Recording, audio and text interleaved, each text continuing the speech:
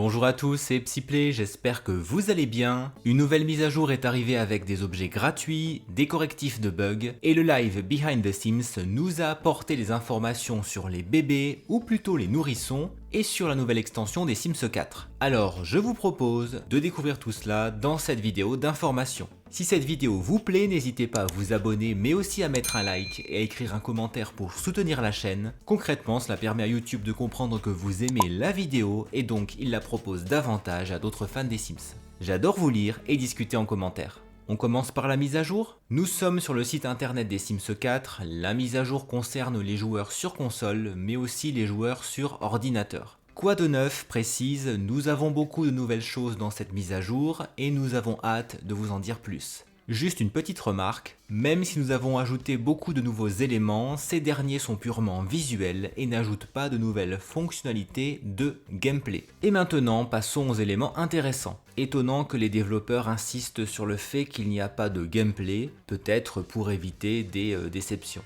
Une nouvelle catégorie objets médicaux fait son apparition dans le mode Créer un Sim. Pour les trouver, il faut cliquer sur le visage de nos Sims, puis dans Accessoires, un appareil auditif peut être ajouté pour les bambins ou les Sims plus âgés sur une ou deux oreilles. Des glucomètres qui mesurent le taux de glycémie font leur apparition et ils peuvent être placés sur un bras ou sur l'abdomen. Autre nouveauté, la double cicatrice de chirurgie du torse qui se trouve dans la catégorie cicatrice, sans surprise. Elle sera disponible pour les Sims masculins. Elle viendra probablement matérialiser une mastectomie, c'est-à-dire une ablation des seins. J'imagine que c'est une manière de mieux représenter les personnes transgenres qui ont recours à ce type d'opération. Les développeurs avaient annoncé en 2022 que davantage de contenu pour mieux représenter les différents genres et sexualités continuerait à arriver. Un vêtement compressif, porté pour des raisons médicales, est aussi ajouté pour le haut du corps et un autre pour le bas. Les interrupteurs sont maintenant dans le jeu de base, mais ils sont inutilisables. Pour l'instant, c'est le genre de détail qui fait plaisir aux constructeurs, même si du gameplay avec ce serait mieux. Je vous résume ensuite très vite les ajouts pour les joueurs sur console. N'hésitez pas à appuyer sur pause. Un nouveau placement de l'IU, l'interface utilisateur sur PlayStation. La taille du curseur pourra être ajustée sur PlayStation et sur Xbox. Désormais, le catalogue est ouvert par défaut et reste ouvert lorsque vous prenez des éléments et interagissez avec le terrain. Vous n'avez plus besoin de rouvrir le catalogue et de naviguer à nouveau dans le menu où vous étiez à chaque fois. Je ne joue pas sur console, donc je ne me rends pas compte de l'impact de ce changement. N'hésitez pas à écrire ce que vous en pensez en commentaire. Emily sera là pour vous aider en mode construction si elle est activée. Et enfin, des mises à jour des commandes et de la navigation ont été faites. Les correctifs de bugs sont nombreux, donc je vous invite une nouvelle fois à appuyer sur pause si vous voulez les lire en détail. Dans le jeu de base, premier correctif qui fera du bien niveau réalisme, les bambins ne porteront plus leurs chaussons quand ils prennent un bain. Ouf. D'autres correctifs qui concernent les scénarios, parents en difficulté, il y a plusieurs correctifs. Des extraterrestres ont volé mes parents, ou encore dans son ombre, qui peut maintenant être terminé une fois que les objectifs sont atteints. C'est mieux, c'est sûr. On nous parle d'Emily ensuite, elle apportait des solutions pour les nouveaux joueurs, mais aussi des problèmes apparemment. Et j'en termine avec un bug qui nous empêchait d'accéder à tous les ongles si nous créions des ossatures personnalisées. Dans Vie citadine, le bug qui empêchait de faire une mission de décoration dans les appartements terrasses est réglé, et maintenant les piliers lumineux devraient fonctionner. Dans Écologie, les ventilateurs de plafond disposent maintenant d'une évaluation de leur consommation électrique. Dans Année lycée, un collier ne flottera plus à côté de nos Sims. Qui a dit que les fantômes n'existaient pas? Dans Paranormal, les portes ne disparaissent plus dans les appartements à Son Maishuno, un correctif que nous étions nombreux à attendre pour le kit nettoyage de printemps. La poussière et les peluches de poussière apparaissent désormais après un rechargement de partie. Bon, où ai-je rangé mon aspirateur sans fil satisfaisant? Je suis satisfait en tout cas car j'adore ce kit que je trouve indispensable pour un gameplay réaliste. Je ne dis pas que j'aime faire la poussière. Voilà, j'ai été rapide parce que ce sont de petits correctifs, c'est toujours bon à prendre. Que pensez-vous de ces correctifs et des nouveaux objets liés au handicap ou à la médecine? Pour les correctifs, je l'ai dit, ce sont vraiment de petites choses et il reste des bugs importants en gameplay, mais on prend. Les objets liés au handicap ou aux problèmes médicaux sont une très bonne idée. Je m'en réjouis pour les personnes concernées qui seront sûrement émues de pouvoir mieux se représenter en jeu, mais j'attends plutôt du gameplay. D'autant plus que je vous parlais des cannes par exemple et du handicap dans une vidéo il n'y a pas longtemps.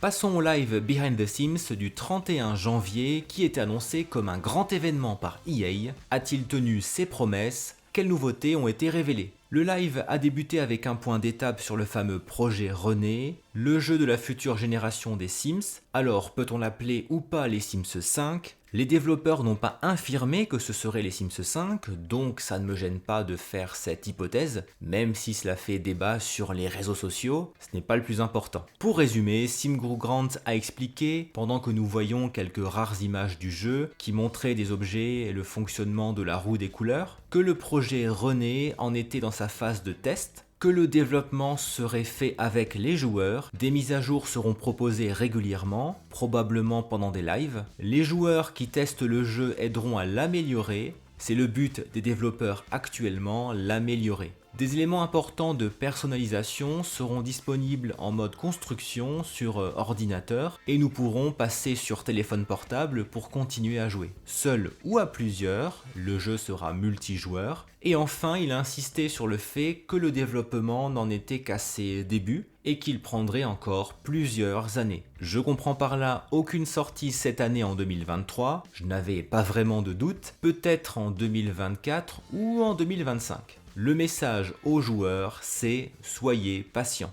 Ce que nous attendions a été confirmé, la mise à jour des bébés ou plutôt des nourrissons, une nouvelle tranche d'âge entre les bébés et les bambins. Un trailer montre la journée d'un nourrisson qui se réveille dans un lit à barreaux, quelque chose que nous attendions. Elle est prise par sa mère et au passage nous voyons des nouveaux objets comme une suspension au-dessus du lit, une étagère pour livres, une autre avec une chenille, des produits pour bébés posés un peu partout. Les nourrissons auront leur propre tenue dans le Crée un Sim, où nous pourrons les créer et les habiller. Il existera même des tâches de naissance, ils marcheront à quatre pattes, ils pourront être allaités, faire leur row, manger des petits pots plus ou moins proprement, prendre leur bain, nos Sims pourront jouer avec eux, ils auront des dents pour mordre, ça doit faire mal, nous pourrons fêter leur anniversaire, ils pourront boire au biberon, être assis dans des chaises hautes, et je me demande si le clown sera un nouveau PNJ. 3 traits de caractère seront ajoutés pour eux, le soleil, le vert et le truc en pâte à modeler vert.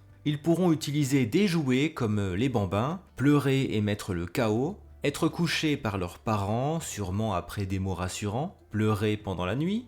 Ils pourront passer dans les bras d'un autre sim, monter et descendre une marche, jouer avec les bambins et les enfants, avoir des interactions avec les chiens et les chats, et avoir de petits accidents de couche. Ils feront leur apparition le 14 mars seulement, dans 1 mois et demi. C'est probablement ça la grosse surprise du live. Tous les joueurs s'attendaient à ce que cette mise à jour des nourrissons intervienne soit juste après le live ou très bientôt. Moi je pensais à la semaine prochaine ou à la mi-février au plus tard. Pour patienter jusqu'à la nouvelle extension, il va donc falloir être très patient, une fois encore. Le live s'est terminé par quelques secondes d'une cinématique montrant la famille Mikaelson qui sonne à une porte qui s'ouvre, d'ailleurs la porte est nouvelle. Pour poursuivre son objectif de mise en avant de la diversité, nous voyons des coupes de cheveux afro inédites, celle de la mère est très belle je trouve. Les vêtements sont nouveaux, on les voit peu donc bof.